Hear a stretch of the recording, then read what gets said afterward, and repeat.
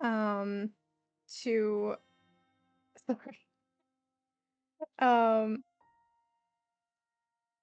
yeah, welcome back to visual novel playing, I guess. We are gonna play through the new Our Life Now and Forever demo. Whew, we are warming up this morning. Shake off. This might be in two parts. I don't know. It depends how long I can stream today. And also how long the demo is. It's quite long. So yeah, I thought we would just give it a shot and yeah, play through. I played through most of the demo before, but I haven't seen the new scenes yet. So yeah, I'm gonna stop rambling and we're gonna jump right in. But before that, if you have not already and you're interested into Our Life Now and Forever is currently having their Kickstarter. You can go and find it on Kickstarter. And yeah, we're trying to unlock some stretch goals right now. But yeah, it's just a super sweet, cozy game. I hope you guys enjoy. And yeah, let's jump right into it. I'm very excited. You know, have supported their Kickstarter. I'll be very excited to do everything. But yeah, let's get going. It looked like fall in Golden Grove. More than any place you've seen before. It could be one of your old picture books to show little kids what autumn was supposed to be. It does. That's so sweet. And it's fall right now. There weren't any green trees or bushes, but there weren't just bare branches yet. It was almost the same as normal. All that had changed were the colors: red, orange, yellow, brown.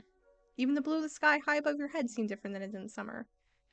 It wasn't as bright either, as though it had gone tired of sparkling by this late in the year, or that it was even farther away from you now that you were in this place. And Planted Sky didn't just get this way where you used to live.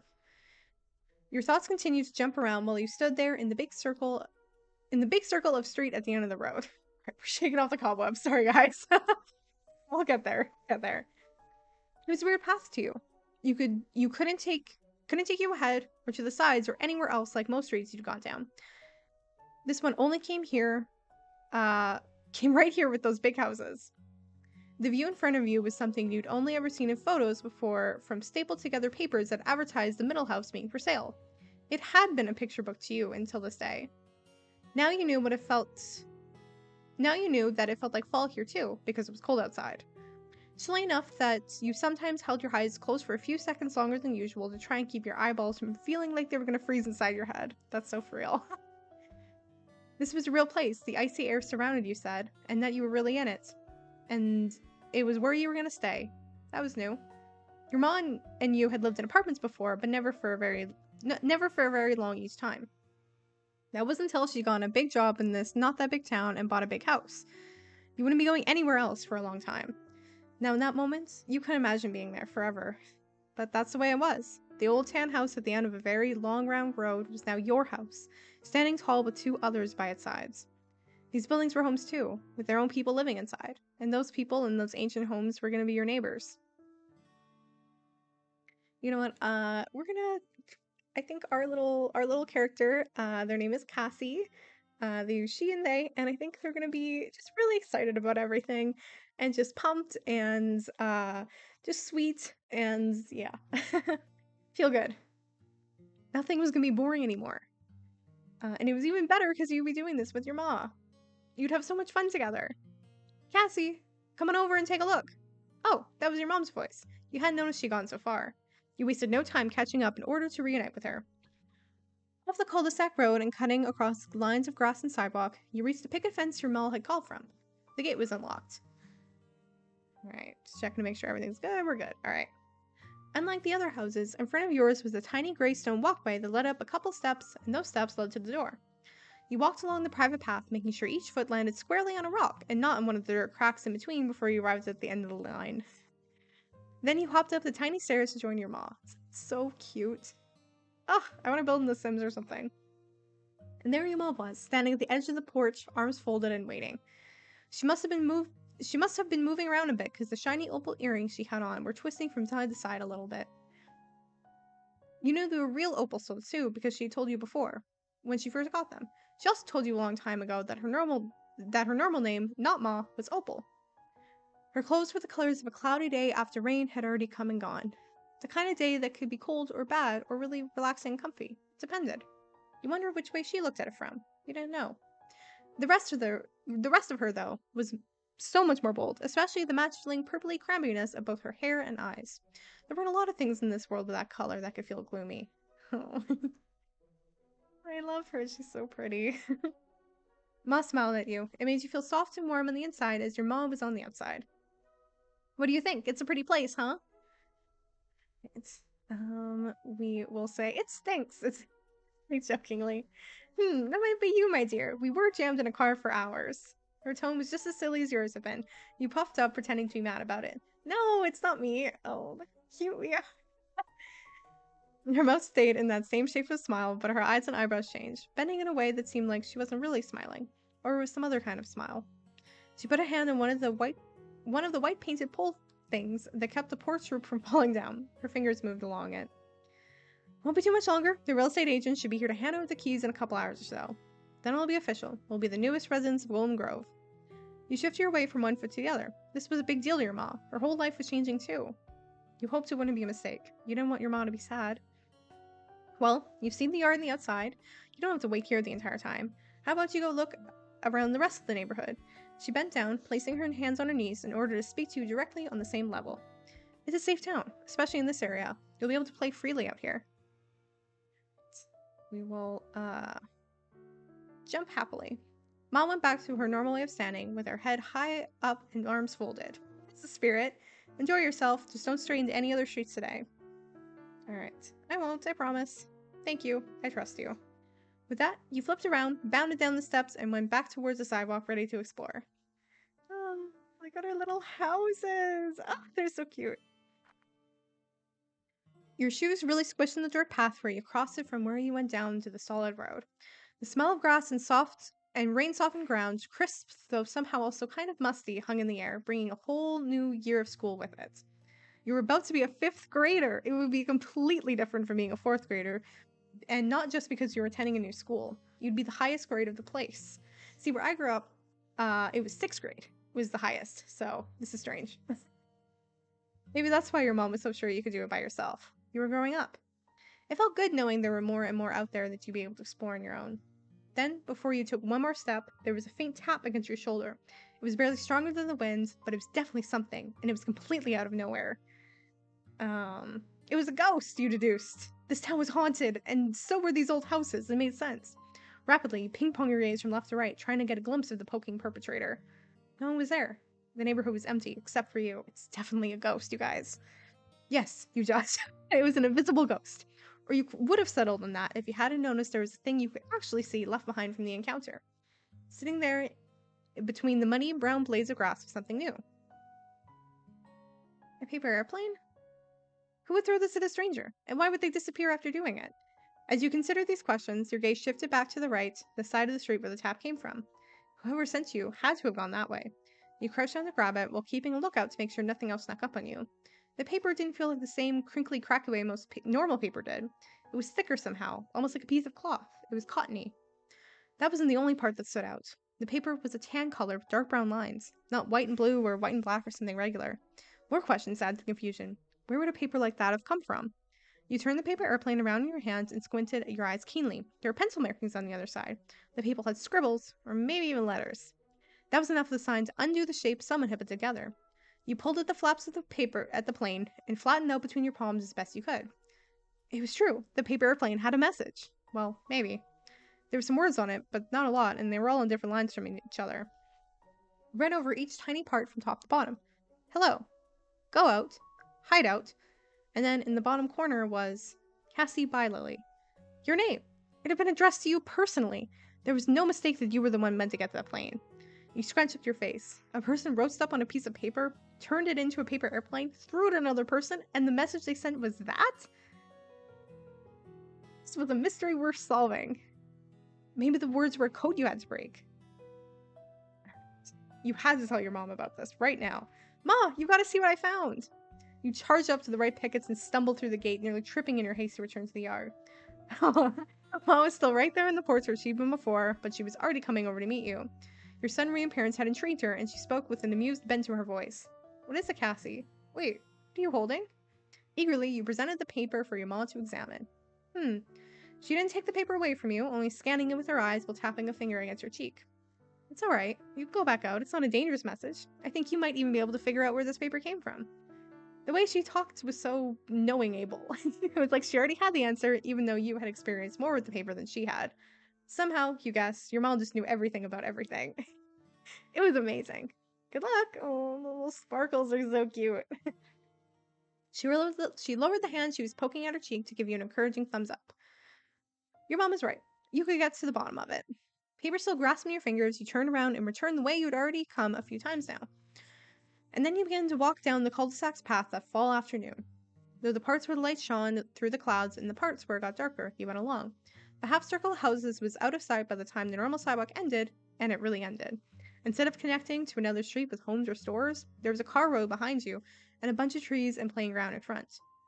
Going down the road would have likely brought you to the rest of the town eventually, but you sure that would be straying too far like your mom warned against. That's okay. You had other options. Bending in between the dark trunks and bright leaves, there were two lines stamped out through the grass. They went in opposite directions. It was a crossroads. Look how beautiful the backgrounds are. Absolutely stunning. The little mushrooms. One led towards where the neighborhood was, but back further right on the edge of where the forest started. The other went completely into the trees, a walking path for people who lived here.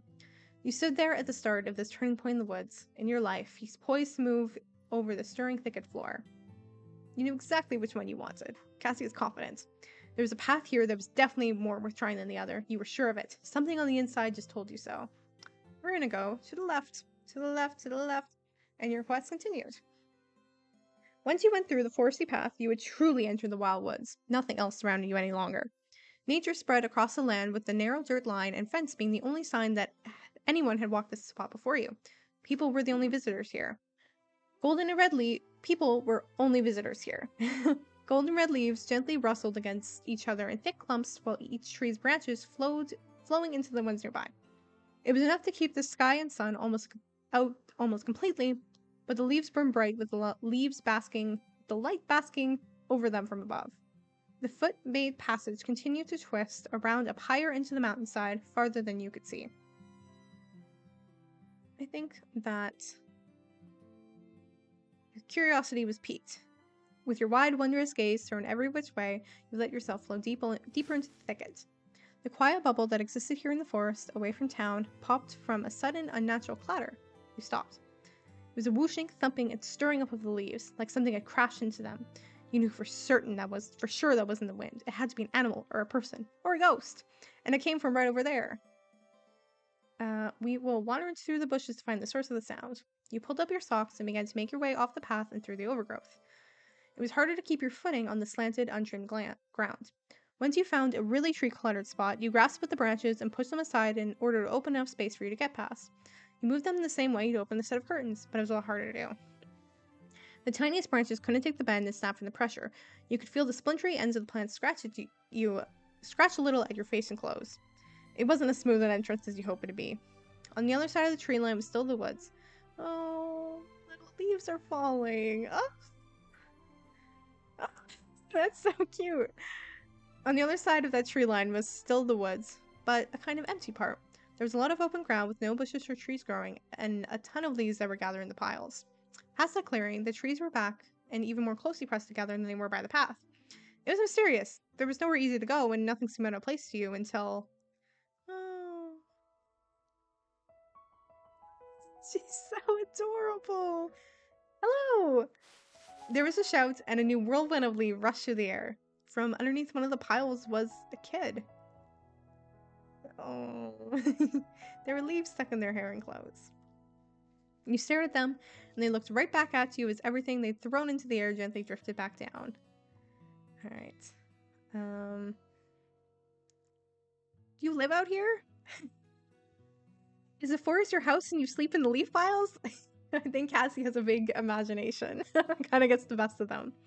That got the stranger giggling. No! Wait here! The jumping jack kid hopped again, but this time it was to get off the ground. They dashed to the opposite edge of the open space, leaves scattering behind them, dropping out of their clothes and being kicked up by their steps. You were already wondering what was going to happen next. From behind one of the tall, crooked trees, the kid began throwing sticks and other plant pieces around. They were uncovering a hidden treasure, a big brown bag. They had to use both hands to lift up the pouch and get it over their head. The thick strap pulled tight against the strain of the weight attached to it. The line of their mouth looked just as strained. The stranger huffed as they released the bag from their fingers, letting it rest completely across their shoulder. You heard the stuff bumping around inside from your position way over here. It was a really full pack. But that didn't slow the kid down. Hopefully I might turn the music down just a little bit. Just to make sure I'm not getting drowned out. Alright. But that didn't slow the kid down. They ran back at full speed to meet you where you were. When they were in front of your face, they gave you a wave and asked a question. Hi, are you a girl too? I will say, sometimes. Sometimes. She froze for a second, but that was all she needed. Okay, what's the other times? I'm a girl sometimes. People use they or she to talk about me. Both girls sometimes. Both girls sometimes. All of a sudden, the leafy girl seemed to... Look at the little leaves in her hair.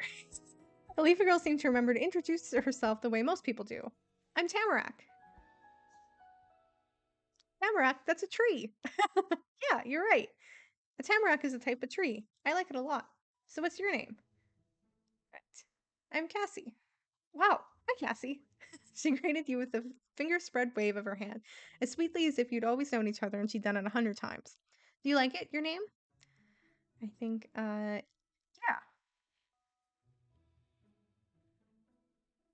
But my friends sometimes call me Cass. Oh, alright. Your hand is nice. Hmm. Alright. My mom got it for me, you announced proudly. Wow. Why are you here? Where did you come from? Are you visiting? She piled on one question after the other, letting them bubble out like her laughter. I'm not some kind of tourist. My mom and me moved into this town. Tamara gasped, her large eyes opening even wider. They were full of sparkles.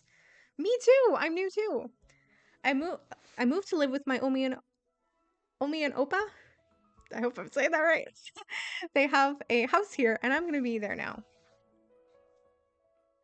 Are those your parents' names? Omi and Opa? Well, I guess our mama's name Opal, so it would kind of fit. Nope. Omi and Opa means Granny and Grandpa. It's German. Nifty. Yeah. I've been here 5 days and it's really good. There's so much out here. I probably won't be finished in a long, long time. Months maybe. This is my very first day in Golden Grove. Wow, that's barely different at all. We're a match. She furrowed her extra short eyebrows as much as she could as a new idea came for her. Hey, we're both girls and new. What if we're the same age too? I'm 10. You're 10? So am I. Hooray, same age forever. Happily, Tamarack held onto the worn strap of her big bags and bounced up and down in place. You decided this was the perfect time to talk to her about what you were doing. Alright. Do you know what this is? You asked while pulling out the page. She began to cheer louder the moment she caught sight of the usually colored page. Oh, look at her little hearts. You got it? Yeah, I got it. It's right here. Woo! She flung her arms up in the air in celebration, knocking her bag to the side and made a thump noise when it swung back against her. My aim is good. You blinked at her in disbelief. You've done it. You found the mystery person who made that strange paper airplane message. Right. She was entertaining, you thought. How'd you know my name? You told me. No, before that. I didn't know it before that. What's that supposed to mean? You thought you knew what disbelief was a second ago, but hearing that made you feel it in ways you never had before. The stunned look on your face got Tamarack to add more. The paper I used wasn't mine. It was litter in the woods. I picked it up and put it in my bag, because I couldn't leave it there on the ground. Then when I saw you standing in the road, I just had an idea. I could do something fun with that garbage I made by making a paper airplane for you. So you didn't write anything on it? Yeah, I didn't. And who did write the note? I don't know. That was all she said. Tamara couldn't tell you anything more. The person who wrote that strange message for you was still a mystery. You hadn't found them even after meeting the paper airplane person. You were thrilled the mystery had deepened. This was so much more exciting than you had thought. You started thinking more and more about this, making plans in your head. Tamara could tell something was going on with you. Cassie, what did the paper say? Was it funny? Do you think random stuff is funny? It was short and all the parts were on different lines. The words were hello, go out, hide out, Cassie bye Lily. What? That's so weird. Who would write that? I know. That's what I was thinking. Oh, it's strange. She took a big hop closer to you, a smile growing across her face as she landed. You should keep going and I'll come too. That paper isn't very old. It would have gotten wet or eaten by bugs if it was out there in the forest for a while. We could track them down and ask them what they were doing. You can come. I was gonna ask that. Woo! Tamarack snatched a nearby stick off the ground and directed the pointy end forward the way it had come from. We're gonna find the litterer who puts weird things on paper. And so you started to walk along the brown fall brush, now with your new partner in adventure. Tamara came along from behind you with eager, skipping steps.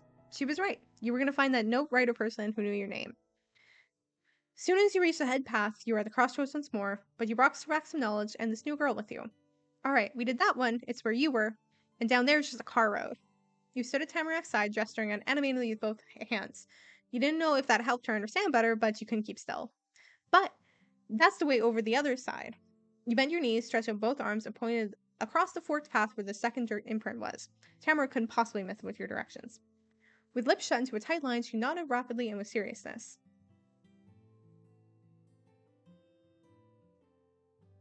What a break. But only for a second. Then she was perky again. She was having fun and only pretending that she wasn't always so silly. She's a silly goose. Yeah, okay. Down the tree path for you and me. The decision easily made. Your and her crunching footsteps started up again in unison. And so, your quest continued. The path ended up being some kind of trick. You ran out of dirt to walk on only after a minute or two and just became plain grass everywhere. Luckily, you only had to keep following the curved bend in the bush and the tree trunks that separated the forest from not forest to know you were going where you had planned to go. Tamarack, Tamarack hummed a happy tune, not bothered by the change in ground at all. You made eye contact, you started to speak words instead of music.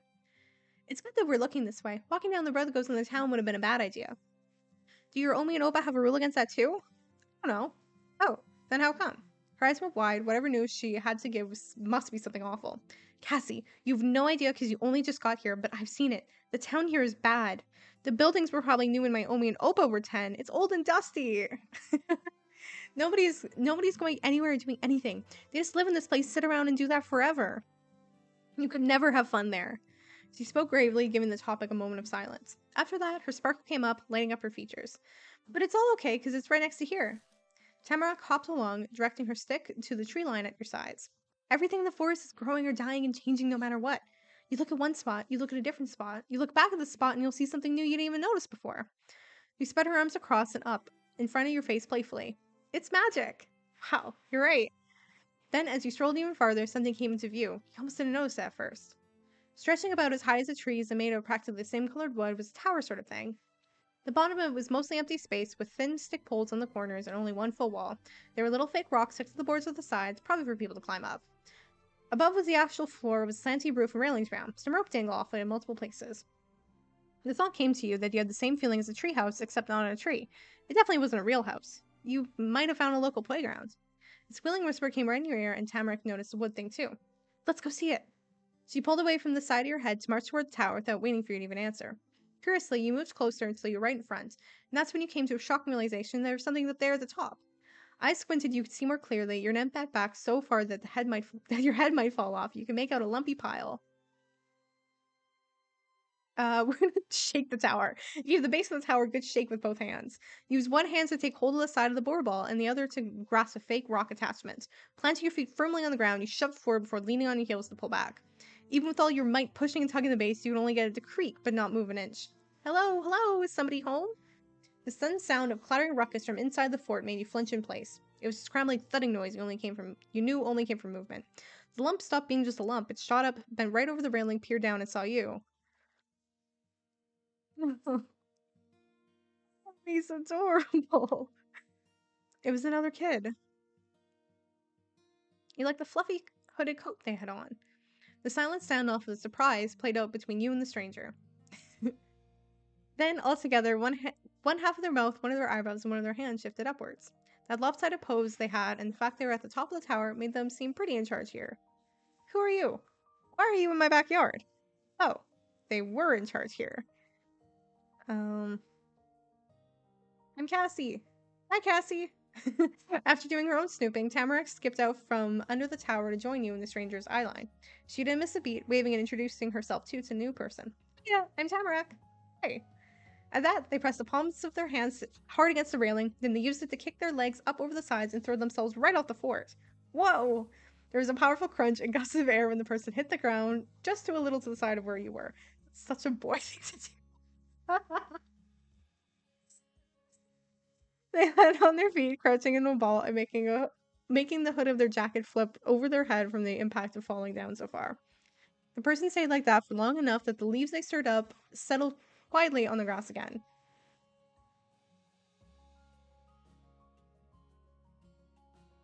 And the kids strained themselves out with more poison you could have expected. Squared shoulders, chin up, and with one hand they pushed her head down over their back again. They were confident and knew how to show it. That's that. Can I try jumping off there? Maybe sometime. They took hold of the open sides of their jacket and flapped them out, shaking off bits of sticks and whatever stuff they got on when they collided with the dirt. Anyway, they shifted their head around to get their hair back over their shoulders the way it was before and then jabbed their finger into their own chest. I'm Mr. Qiulin. Qiu and Lin. It means both of Chio's arms spread open, gesturing to the wide world all around. Adam, nice to meet you. What's your whole name? I'm Miss Cassie, or why did you say it so fancy? Well, let's do it first. My parents taught me. Mom says it's polite, Dad says it's useful. They're both right. Some people might get it by themselves, and some people might ask about it a lot, but a lot of people won't. Now no one has to. Okay, that makes sense. Good. But hey, that's still about my name. What's your whole name? I want to know. Alright, I'm Miss Cassie Bylily. That was perfect, Miss Cassie Bylily. Oh, but I've got a nickname that my friends call me sometimes, Cass. Cool. I've got a nickname too. It's Autumn, because like I said, that's what my name means. You can use it too if you want. Alright. Wait, and also, how old are you two? We seem pretty similar to me. Me and them are the same, 10. Qiu slapped his fingerless gloves against the front of his chest to show just how taken aback he was. Whoa, so am I. No one else close by was exactly 10 before, and now there's 2 more. Oh, we came just at the right time. You did. And you two are gonna grow up someday, and I'm gonna grow up too, and that's never gonna stop us from being the same age. Cool. Yeah, this is great. More 10-year-olds were better than less. But the talk the talk you were having ended with a clear cut from Qiu to bring it to a close. You a teacher? Now that we're people who know each other, I still want to hear what you're doing. I lived my entire life in this town, this neighborhood, in that house, and I've never seen the two of you anywhere, so there's gotta be something going on. Tamarack's wide, knowing gaze met yours. You understood what you had to do. Well, it reached right into your pocket and presented the mystery paper to Qiu, wanting your own explanation. Before you said anything about it, Qiu wheezed with a tight grimace. He looked as stiff as the wood tower behind him, just like that. You're a... He stammered and babbled, pointing his finger all around the space and that was sort of in front of you until the word finally came to him. A sorcerer! What? No, wait! Qiu threw his hands up in the air, up higher towards his shoulders, a sudden movement making sure nothing interrupted his train of thought. You're a thief! That's why you're here, to rob my house! No, you're right before I'm magic. Sorry, I'm not gonna be distracted. Once I see something, I don't unsee it. I'm like a hawk. Do you really think I'm a robber? He got all fluttery with his laugh and the waving of his fingers. No, you're just a kid, but you've got some good tricks. Qiu tucked his hand inside his jacket. He moved it around there, the whole time. There was some sort of secret pocket or compartment in that coat. Aha! Just as you thought, when he removed his hand, he was grabbing onto something. There was a little notebook. The edges were bent up and crumbly, probably from being squished a lot of ways and a lot of times. And there were papers sticky on weird ways that made you think they weren't even attached to the book anymore. They were just smashed in between the other pages to keep them in place. The thing you noticed most were but the thing you noticed the most were the colors, tan with dark brown lines. Tamara squealed and bounded close to you. She and you had the same idea at the very same time. It was a paper from the airplane. Qiu flipped over the book and tapped in a slow, considering rhythm at the front page with the back of his knuckles and said what you wanted to know without you even having to do anything. That's my special paper with my notes on it. But it's not on my notebook. It was in your pocket. You must have done the thing that's sleight of hand. Sleight of hand. That's what you did, to snatch my stuff with a blink of an eye while I was just standing here. So you're a magician or a pickpocket. That's all it could be. He shifted on his feet, putting one hand on his hip and the other to make a waggling gesture with the notebook. Qiu was very confident in his accusation against you. Can you show me how you do it? But in that wavy motion Chio did was too much for the old notebook. It bent in half upwards and downwards with the momentum of the owner's arm. Some of the paper slid out. They drifted to the ground lightly, the same way leaves fall from trees. You stared right at them, sitting there freely like that. Chio didn't. It was definitely because I'm magic. I know, because I never lose things. He said it proudly, still not paying attention when the papers cluttered around his feet. They were pretty much just waiting to blow away in the wind at that point. We will. There are papers on the ground right now, you know. Chio's eyes widened. He lifted the notebook over his head and twisted his feet outwards more to fully clear his view of the grass below. Finally, he spotted the missing pages. Whoa, thanks. In the middle of talking, he dropped to his knees to scoop up loose papers. It only took a second for each one to be gathered. He leaned off his knees onto his butt and made a little oof sound. From there, he got his feet onto the ground while pushing up with his hands, still clutching the papers so he could stand again. With that successful rescue mission done, Chio delicately flipped through the notebook, inserting the loose papers along the way between different pages. He went all the way to the end. Then Chio's complete book was pressed shut once more. Hey, that really helps, Cassie. A beaming smile directed right at your face almost had you covering your eyes, but before it happened, he looked away. Chio twisted aside to better rummage inside the hidden pocket of his jacket. He made super sure the entire stack of papers made it safely back inside this time. He heard a sigh of relief. And in an even swooping move, Chio tilted his head back over his shoulder to reveal his face again. The bright expression before was completely gone. He had that smirk again. So, do you see that? Don't lose anything. Here we go. You lose stuff all the time. You just find it again sometimes. Seems like all the time to me. She was fun with your reaction, came as a set of snickers. His cheeky move drifted away from those once those were done. Chio twisted aside to better rummage inside the hidden pocket of his jacket. He made sure the notebook made it back to its normal spot. When he tilted his face back towards you, he was quiet and thoughtful. This is very mysterious. My paper vanished and 2 new kids appeared in my backyard out of nowhere. I don't get it. Chio, I'm your neighbor now. I moved into the middle house on the street. Oh, the new neighbors. That's right. That's you. It makes so much sense. Except for her. His growing excitement scrunched in the confusion. Chio brought a hand to his chin while also pointing squarely at Tamarack with the other one. I'm pretty positive there was only going to be one new kid moving in. Unless you're Cassie's mom. Tamarack was completely tickled by the idea, giggling, covering her mouth with her hands. She didn't do a good job stopping any of the laughter from getting out. No, I'm not a mom. I moved in with my Omi and Opa. Omi and Opa? I've never heard of that. Is that another language? Uh-huh. It's German and they're German. Cool. Thanks, but they already have a house here. It's a gray one. Whoa. There's a granny who lives there and the guy that's her husband. It's not Grandpa. He's just the guy who's her husband. That's your Omi and Opa? I think so, probably. Omi has really long hair. Opa has short hair and some of it's on his face. Omi and Opa means Granny and Grandpa. Yeah. Chio bobbed his head up and down with great understanding. Granny and him have a kid now? Huh, wow. Then Chio shook his head from side to side, flopping dark brown strands of hair around and trying to sort out his thoughts. But if you're just new neighbors, not thief or sorcerers, how do you know this was my paper? I don't know. No, I didn't know, not for sure. What, you were showing off my notes to everyone you saw in the world? Yeah, that was kind of the idea. Huh?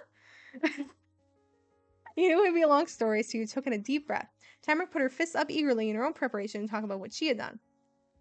I got here today with my mom. She's waiting for the real estate agent, so I had to spend time doing something.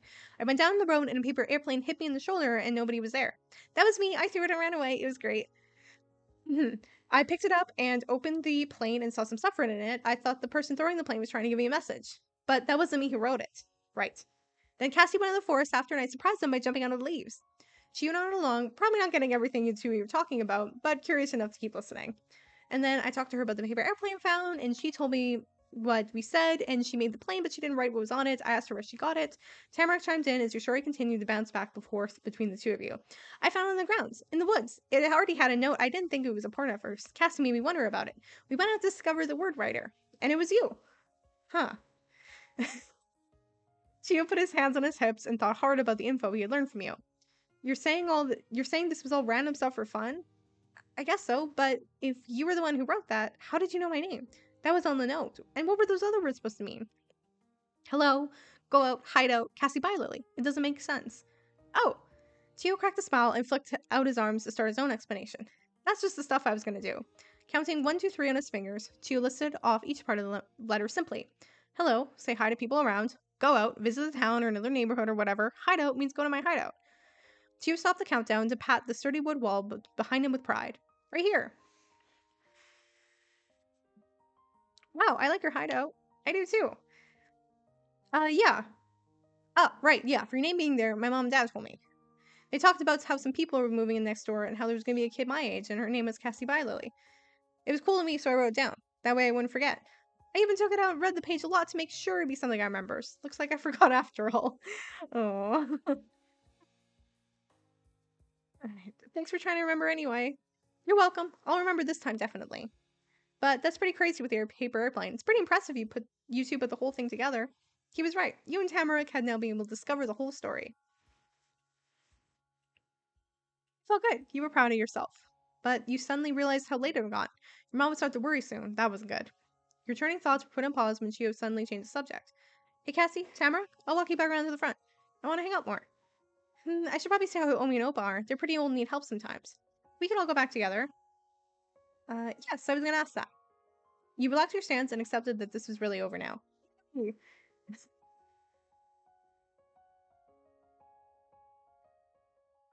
And Chio had extra pizzazz because she still had the stick to point up high. To our houses! While chuckling, Chio used his fist to enthusiastically punch the air and match Tamarack's pose. Homeward bounds! We're going back as successful people! Ah. She cupped her hands around her mouth to make it extra loud. We are victorious! And so you started to walk through the yellowed fall grass to get to the neighborhood again, but you weren't going to be alone there. Tamarack bounded ahead, bouncing her arm up and down with the stick like she was conductor of a marching band, while Chio came alongside you in even casual steps. You were returning to that house. Your new neighborhood had become even more orange toned by the time you finally returned to it. The far off sun slowly sank away behind the tallest mountains and forests asleep for the night. Your shadows grew larger, pulling away from your bodies to reach out into the street ahead. The dark shapes morphed and combined with one another as you walked in your own mismatched rhythm. All the while, the eyeball chilliness of the outside world became more powerful bit by bit.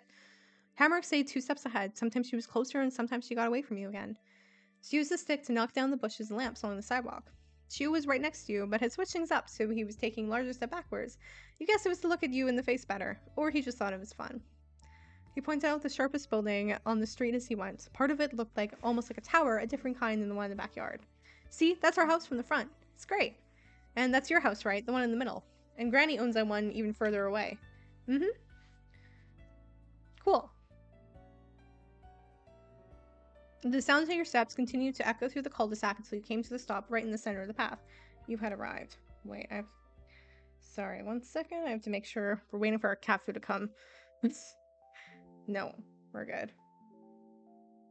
The sounds of your step continued to echo through the cul-de-sac till you came to a stop right in the center of your path. You'd arrived. Tamarack put up both hands in front of her chest and waved them around. I'm going home! Tamarack spun in place before dashing further along the sidewalk to the sloped gray house at the under end of the neighborhood. Her bag clunked and jiggled at her side the whole way there. Bye! Okay, this is it. Chio pulled out an eager grin. We've got to meet up later. See you. Chio flipped around to go back the same way he'd come with you. He needed to return to the pointy red house with the huge backyard. He didn't drop any papers this time. You waited there in front of the house in the dimming evening light, watching as the 2 other kids go home right on the same street. It was cool to meet you two. That was everything. The whole outing was done. In the quiet resolution of your first day in this place, the 2 encounters you had earlier that afternoon drifted through your head. Tamarack and Chu. Right, we get to choose our dynamic, which is fun. We are gonna just speed through this. But yeah, it's basically like how your dynamic is.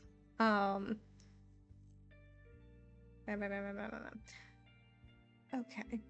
This is fine. Okay. So we can't choose them yet, but we're gonna be friends. Of course we're gonna be friends. I think that it's pretty just teamworking. I think that Cassie would probably be the same for both of them. Of just like teamworking, really praising and just kind of accepting. It's not really like protective over or looking up, just kind of like we're on the same level, and I think that, she's a good team worker and it's also just kind of complimentary and stuff. So done, and we'll just do the same for them. And friends, obviously. Yes. All right, done. and water.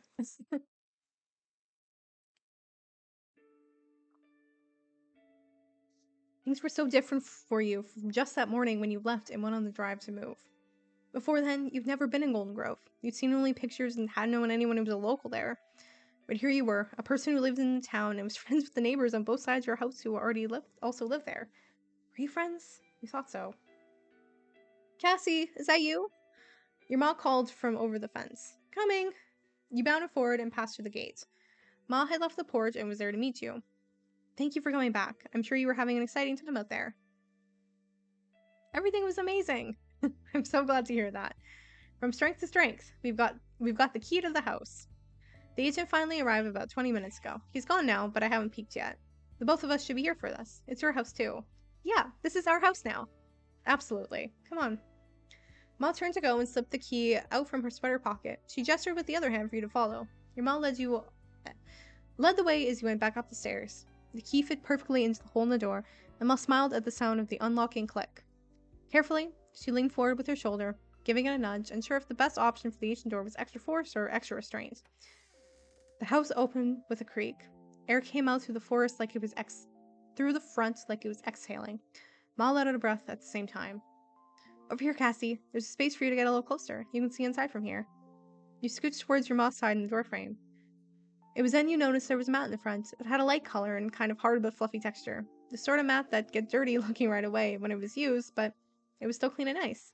It hadn't been worn down like the rest of the building. This part of the house wasn't just an old thing left behind by other people who didn't need it or want it anymore. Someone must have put it there for this happening for you and Mom moving in. Written across the top, it said, "Welcome home." Ma softly tapped the top of your shoulder, bringing you back into the moment. She kept the hand there, leading you ahead with her. Two of you walked through the door. Everything in the air was still. The wind was blocked, and it was practically as cold inside as it was outside the house. Ma shifted forward cautiously, feeling around for a light switch. Got it. A dim light from the ceiling sparked on in an instant, and there in front of you was an old-fashioned living room. The house had furniture that came along with it, but it wasn't a set. The pieces were mismatched, each chair and table and bookshelf a different color. They were covered in transparent sheets of plastic and in dust. The room had a real fireplace made of brick. In the back, you could see a staircase going up to another floor. Beautiful. It's even better than the photos. So much potential inside these walls. It blew your old apartment out of the water. Ma was right. You thought it'd be good, but it was somehow more than that. Your ma touched the tip of her finger to the muted blue paint next to her. We'll have to clean up as much as we can to make it livable for a bed. It'll be a long night. You can unpack more of our things tomorrow, though I'll be doing much of that on my own. You're gonna be busy. Ma increased the pitch of her voice, squinting her eyes sweetly. After all, it's the first day of 5th grade. You threw up your hands in the air in excitement. She chuckled gently while watching you. We got here just in time, Her eyes drifted closed and there was a crease in her brow. She seemed further away without having gone anywhere. Even if I'm here early for my job, I was not going to make you be a full week late to class. Being new to a town like this is already going to make you the point of attention. You couldn't tell if you thought that was a good thing or a bad thing by her tone, but Ma didn't say anything more about that. She lifted her circle scarf over her head, careful to not have it catch on her earrings, and left the top of the staircase. So, you want to see the upstairs? Yeah. The second floor was more of the same. Lonely, sealed-away rooms with furniture nobody been using for ages were all covered up by plastic sheets. And lots of dust. You could see footprints your mom left behind in the grime as she wandered the halls with wide, amazed eyes. After checking the state of the whole house, Mom made the decision to leave the furniture in its protection until the sweeping was finished. There were just too many dust bunnies that made jump over to take a seat on your couches if a spot was available. Oh my God, I hope I can remember where I put that dustpan. The broom itself shouldn't be hard to find. You returned to the living room after your mom got her trusty pair of crafting scissors out of her suitcase. She put her scarf inside when taking the scissors out. Ma then went through the taped-up boxes like it was her birthday, and each one was a shiny, unopened present with a ribbon on top. Her gift was just stuff she'd already owned.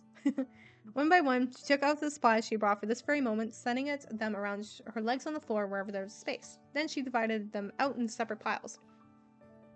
A pair of yellow gloves, a fluffy fresh duster, a bottle of cleaning spray, and a full roll of paper towels. Ma had a set of her own, and the other was for you. You were going to need them. There was only one broom and dustpan that she did successfully find. You were going to take turns using that. The first move in the make the house a place where people can actually live in was yanking open the streaky windows to get some airflow going. Though before even that, you had to get the locks on the windows themselves to come loose. You dug your fingers in between the base of the window frame and the latch pressed against it, forcing it to move against its will. When the lock clicked into place on the opposite side, you shoved the window up with both hands. Your gloves were already patchy with filth. The ice grip breeze flowed in from the outside was a lot more welcome at this point. You got a good look in the neighborhood while catching your breath. Streetlights had come on. But then you left the window there to do its job and got back to yours.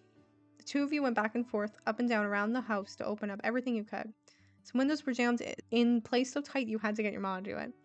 The next point on the list was somehow scrub down all the floors, walls, counters, and every other inch of space where the dust could settle, which was every inch of the entire house. You picked a spot and gave it a sweep with a fuzzy motion of the duster.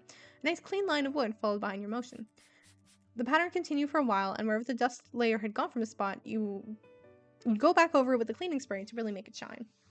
Your mom was able to track down and turn on the heater, not that you could tell the difference with the windows wide open. Eventually, you had a short dinner break with your mom, standing around the kitchen, together with the two of you as dusty as the rest of the house. It was packed for meals from the car. Simple sandwiches, fruit with thick peels that wouldn't get smashed on the drives, little bags of granola and Prestos, and juice boxes. There were no groceries, the rickety fridge was off and totally empty when you checked. It was disappointing there was nothing gross in there. What's the point of having a weirdo house if there isn't at least one jar with mysterious goos and lumps inside? The trash from your food was dumped into the same giant black garbage bag you'd been throwing piles of gray-stained paper towels and wads of squished-together tape for the whole night. Somehow, the bag was getting full, even though it was big enough to fit your whole body inside. That was a mark of how much work you'd really done. Looking around the house made you think you hadn't even gotten started. The only way to change that was to keep going, as your mom talked about when encouraging herself to clean again after dinner. You and your mom polished up the house as best you could for even more hours. But when your usual bedtime arrived, Mom put the scissors down. She wasn't going to have you stay up late, no matter how excited she was to unpack. She guided you to the first floor bathroom. The ones on the second floor were way too dirty to use, and plucked her overnight bag off the counter along the way. Your mom explained how she'd do a round throughout the whole house to close the windows and keep busy until the bathroom was free and left you get ready to sleep. Inside the bag was a little baby-sized version of normal toothpaste and mouthwash containers and simple toothbrushes. All you had for pajamas that night was a long green sleeve t-shirt and matching pants. You got as clean as you possibly could with only a sink to use. Trying to get the grimy feeling off your skin wasn't easy and took way longer than usual, but it was crucial. You will take off our headband for bed. Then you changed into PJs and let your mom have a turn. While she was away, take out our favorite stuffed animal.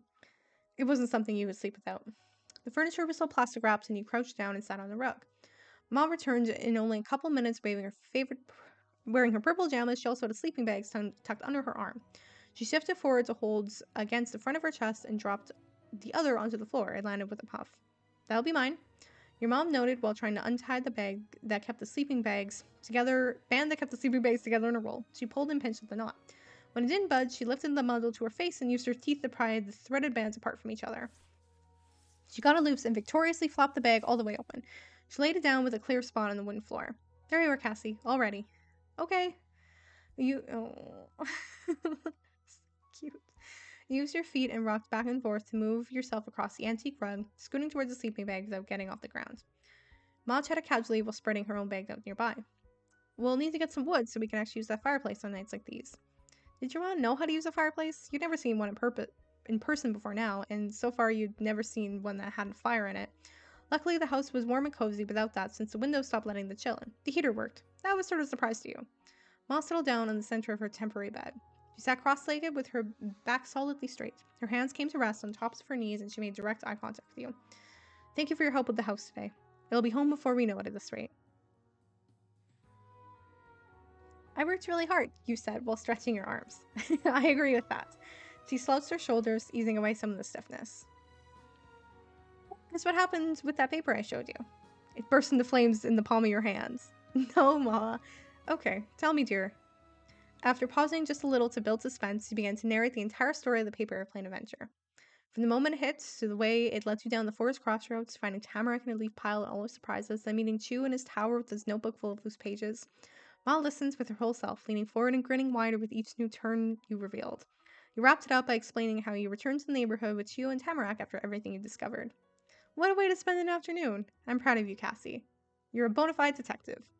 I had a feeling that note would lead somewhere interesting. You kicked your legs up and down your sleeping bag, very pleased with her reaction. It was a fun story to tell.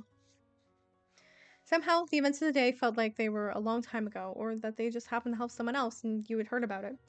But I've been real. The paper airplane hit your shoulder. You held a note in your hands. And you'd save that paper with your things as a keepsake. It had nice memories that went with it. With your topic all done, Moss softly spoke up to share her own thoughts with you. It's odd, imagining this entire building collecting dust for all this time, isn't it? No one wanted to live here, not renters, not the man who owned it, but it's a charming house. Yeah, it is. How did we get to have something like this? Ma pinched her lips together in consideration, then she kept talking. There aren't a lot of opportunities out in these woods, I suppose. In my company, the retiring of the former HR manager was the first big position I've heard of for this area. Even that didn't open up for people who are living in the town. I was asked to relocate to take the position. Creases grew around her eyes the more she thought about it. She caught herself before a frown could follow. Oh, but it's not an issue. I'm grateful. We'll find our own place in the slow pace of Golden Grove, and at least we'll have each other regardless. Yeah, you and me are a team. Very impressive one, I'd say. Then your ma stretched her legs out fully across her sleeping bag, wiggling her toes inside the black socks she had on. Seeing Ma right there on the floor with you was cool. You didn't hang out together during bedtime like this most nights. It was special. As you thought about that, your eyelids were trying to tape themselves up with sticky, gritty stuff that your eyes made when it was extra late. Alright, dear, you should get inside your sleeping bag now before you blink out on top of it. That sounded like a pretty good idea. Scooping your stuffed animal into both your arms, you shimmied in the open end of the bag. It was made out of fabric that was so smooth it wasn't difficult to do. You moved further down until it was at the edge of your chin. You were wrapped up like a loaf of bread at the grocery store. Ma got to her feet, taking a short jog over the far wall of the room. She lifted a finger to the light switch, but kept her gaze down on you. The expression on her face was gentle. Good night, Cassie. Good night, Ma. The room went pitch black with a click. While your eyes were trying to adjust, you heard the shuffling sounds of Ma. She joined you on the floor again. Those noises soon stopped. Ma didn't talk anymore. There weren't the sounds of cars passing outside. There was something in your ears, and you thought you must have heard a creak somewhere. The night noises were a lot different than you had experience with. There was a quiet and distance. It made you notice them more than if they were clearer. You'd have to get to know the sounds better. It was another part of the house's personality. You were okay with that. It was normal to need time to get familiar with each other. You pressed your eyes shut. In your head, you had thoughts of moving to a new town. You fell into a comfy dream in what felt like an instant. It was the best kind of sleep, the type that was well earned after a good day. Then, your second day in Golden Grove arrived. All right. We will, yeah, we can get a little dressed up. Yes, I do want to pick my outfit.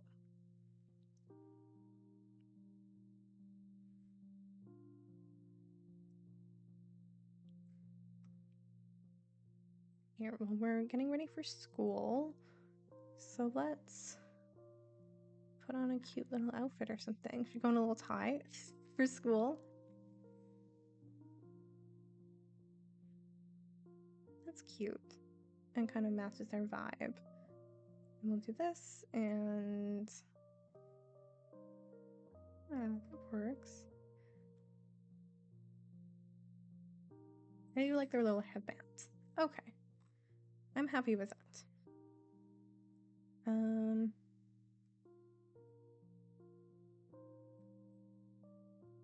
Guess we could put an overlayer on for the walk to school because it's chilly.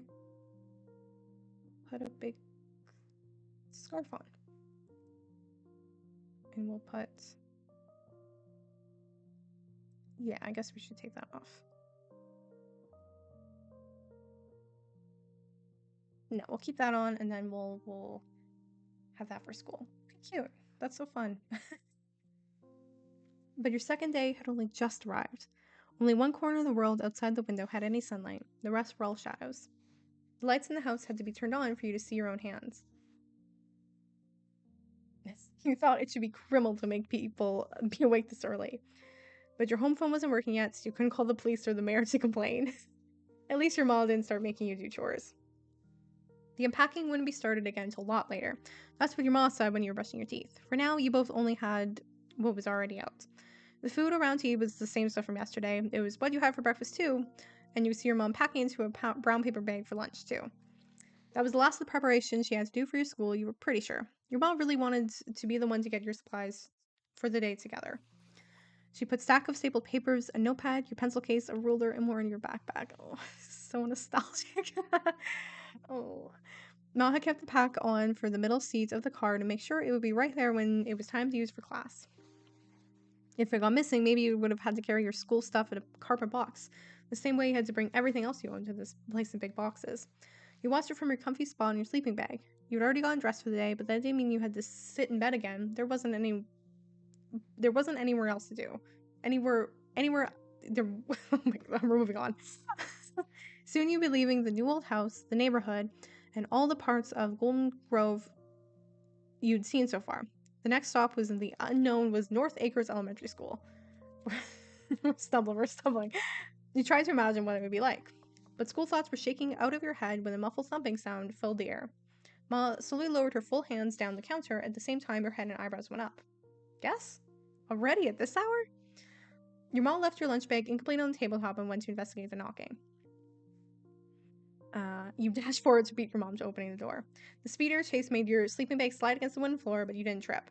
You were able to pass Ma before she arrived at the start of the entryway. You reached up to get both your hands around the long handle of the front door, pressing it down and giving the stiff board a firm tug. It squeaked open.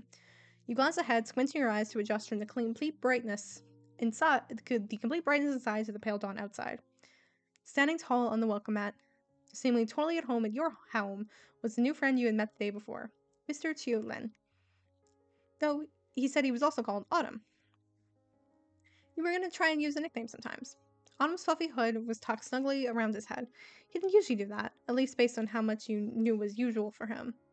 Maybe it was because the air was somehow even more skin-prickling cold in the morning than it was during the day or evening. You shuddered just from the wind coming in through the opening. When he caught sight of you there, a plucky grin took his face. He popped onto the balls of his feet, getting taller and cheering a greeting. Good morning. Seeing who it was, you scooted past your mom to stand by Chiu on the porch. Chiu popped up, completely pleased as you come over to him. He mirrored your move so he was facing you instead of Ma. Good morning to you. Thanks. Chiu stayed in the new place he took, but angled his head up and over to give his focus to your Ma. I'm Mr. Chiu Lin. I'm your neighbor and the same age as Miss Cassie Bylily. The two of us met yesterday. Ah, yes, I've heard. I've been anticipating getting to meet you, and those feeling were well placed. You're so polite. Chio straightened out the line of his bandana with both hands, giggling cheekily as he made direct eye contact with you. Well, if somebody has been talking about me, I hope it was the good stuff. Now I should introduce myself as well. I'm Miss Bylily, Cassie's mother. It's very nice to meet you. May I speak with Cassie, Miss Bylily? There was something I wanted to talk to them about. Thoughtfully, your mom's glance drifted down to you. Without looking back at him, your mom replied, That would be fine. I'll finish getting your bag ready, Cassie. You two can chat. Chio clasped his hands together primly. Thank you very much. Ma let a contented smile rest on her face as she walked back inside the house, leaving you alone with Chu. You looked back at him eagerly. It was only in the morning, and something good was already happening. What did you want to say? Autumn didn't beat around the bush with you. He probably didn't with anyone. He came right out with what he had in mind. Want to walk to school together? It's the first day. He squared his shoulders and held a hand, counting off points on his fingers. We're going to the same place, in the same grade. There's a good chance we'll even be in the same class. Going together will make everything so easy. Thank you. You're so nice. All right. He popped an enthusiastic double thumbs up. And guess what else is the reason why we should walk together? What? His gaze got sharper, but it didn't feel scary at all. The glance was like a fancy cut jewel rather than a pointy weapon. Because I want you to be there. So yep, I think it makes a lot of sense we go together. With his hands in his pockets, Chio shifted the whole top half of his body diagonally over to one side. The tilt of his head really showed off the bend in his self-pleased smile. Oh, he flung an arm back around and arched his fingers across the air in front of both your faces. It might have been to stop you before you could say anything, or keep himself forgetting whatever else he wanted to talk about. And wouldn't be just us. I'm gonna keep going down the cul-de-sac to Granny's house so I can ask Tamarack next. So that's it. What do you think about all three of us walking together? It's a good plan, right? Yeah, that does make sense. I'll come. You swung your hands behind you and you spoke out again. Got my backpack and tell Mom we're going. Cool, I'll wait for you here. You parted with Autumn for a second, but didn't bother closing the door. The sound of your feet against the floor was the only noise in the huge house. You couldn't have snuck on Mom if you tried. Each step you took brought you closer and made you smile. It made the smile on her face grow larger, but she didn't get distracted from her job. Her gaze stayed stuck to the counter. Mom placed one more paper in your backpack, snapped the plastic flap on the top flap closed. With that secured, she probably picked up the bag by the loop handle. She lowered herself down to your height by bending her knees low, then she offered the backpack to you. Exceptional timing, dear. Here, you're set to go. It was nice and light when you took the pack from her. That wouldn't last. Soon you'd have to bring actual school books to bring with you. What happened to our guest? Did he leave? You answered the question while looping one arm after the other into the wide opening in the backpack straps. He's still out there. She wants me to walk to school with him. Can I go? You shifted your grasp on the dangling ends of your armbands, then gave them a swift tug to tighten the straps, fully securing the bag against you. He came over to ask you that? Talk about convenient. The young Mr. Lin must know the way far better than I do. You can certainly walk together. That was exactly what she thought she'd say. You could count on her to understand. As she smiled, her face lit up softly like the early morning sunshine outside. Ma pinched the tip of your chin with her thumb and her pointer finger. Enjoy your first day. There's only one of them per year. She was right. This was your school year in a brand new town. Anything could happen for all you knew. It was an adventure and you'd be ready for it. Through the open door, you could see Autumn waiting patiently on your porch sill. He turned his back to the house and said, looking around the neighborhood. You came to his side, and that caught his attention. But his gaze didn't go to yours. It went right to the backpack you had on. Autumn grinned hopefully. I told Mom. It's okay. He smacked his hands together enthusiastically. All right, time to go. You know, Cass, it's been forever since I got to walk to school with friends. You perked your ears, going super alert. He called you Cass, and he said you were friends. You thought you were, but it was totally different to have him talk about it just like that. Me too, Autumn. This is great. He grinned ear for ear. Autumn was full of certainty. Mm-hmm. Chew easily swiveled all the way around on his heels. He firmly planted his feet on the floorboards of the porch to close out his move. Then he confidently strode forward and leapt over the little steps to get on the ground. Autumn had places to be, and nothing was going to stand in his way. Happily, you went along with him down the stone path past the fence and onto the neighborhood sidewalk. It took less than a minute to get around the bendy curve of your neighborhood, the least pointy, least colorful home on the street. Tamarac's house. Also her Omi and Opa's house. Chu and you wandered right into the uncharted territory of their porch. You pressed her doorbell button. It made a dingling sound before you took your hand off. Chu brought his arms to the side, shook his head to readjust the way his hair fell around his shoulders, and positioned himself squarely in the center of the entryway. The old door began to jiggle on his friend like it was shivering cold from being outside early too. But it was someone fiddling with the doorbell on the other side. The door swung open wide, and the clattering yank and gust of flowery perfumed air coming from deep inside the house.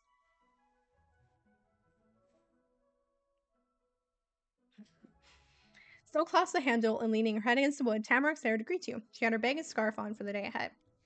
Hello. Good morning, Tamarack. Her eyes popped open. She hadn't looked to see who was at the door before saying hello, but she could tell who it was from that answer. Tamarack's tone of voice lightened even more. Chew and Cassie? She'd use your name, not your nickname, Autumn had. Maybe she would use it later, or maybe she forgot. Tamarack kept talking without any reason why she called you that. You're both here? Hi. Good morning. Chio kept a very proper pose and offered Tamarack the same invitation we made you. I'm glad we didn't miss you. We're all going to the same school, right? It'd be cool to walk as a group. Want to? She blinked rapidly, many times and all in a row. In the soft pink light, her eyelashes looked like shimmering dragonfly wings. Oh, okay. I want to come. She twisted almost the whole way around, turning her back to you. You could just barely glimpse the darkened hallway behind her. Tamarack then leaned over, bending her knees, and powerfully showed into the depths of the gray house. I'm going to school now. Her loud, high-pitched call echoed through the hallway. Have a good day, young lady. Tamarack hopped forward. It was small, but that's all it took from being in her house to being in the outside world. She tugged the doorknob with her to slam the door shut. I'm ready. The quickness of that was all too much, and she would need a second to catch up with it. But when he did, he chuckled. Perfect. Autumn lazily settled his hands on his hips, and his eyes moved way up to the side, even though there was nothing special to see that way. Guess we actually have to go to class. Yeah. She pumped her fists up and down the air in a pattern that matched the pace of her yas. All right. Yeah, you cheered along with Tamarack. Yeah. It was a cheering loop between the two of you. All clustered together, you, Chew, and Tamarack trampled off the white wooden porch. The full set of the cul-de-sac kids hit the road again. The trip was almost the opposite of last time. The sun was coming up and going instead of going down, and you were leaving the neighborhood instead of going back to it. But that wasn't what was really stood out to you. It was a little amazing that you already could compare it to a last time. And you could guess that this journey with them wasn't actually going to be the last time it ever happened. It just become the last time it happened before the new next time. The first part of the school trip wasn't hard. There was only one way out of your neighborhood unless someone hiked out into wherever the woods went. That would be cool. Maybe you get to do that someday. Your actual path forward had you brushed past the forest fork that originally led you to meeting Chew and Tamarack. But you weren't stuck to the same limbs before. This morning, you moved right on by without even stopping to check what might be hidden away back there. Now, you traveled even further. The woods crowded in closer and closer until the one road that led out. until suddenly structures began to appear in the bushes. The thick overhang of leaves pulled apart to show the sky, the world unfolded ahead of you. Sunshine climbed mountains that just barely tickled your cheeks when the stars were still clustered against your back. All right, and our little walk to school is where we're gonna end it, actually. Thank you so much for joining me. This is definitely gonna be multiple parts. This might be several parts. But I had so much fun. I love this game. And yeah, I appreciate if you see this, please go check out their Kickstarter. It's still going on for the month of October and into the first bit of November. And yeah, thank you again. And I will see you guys soon. All right, goodbye.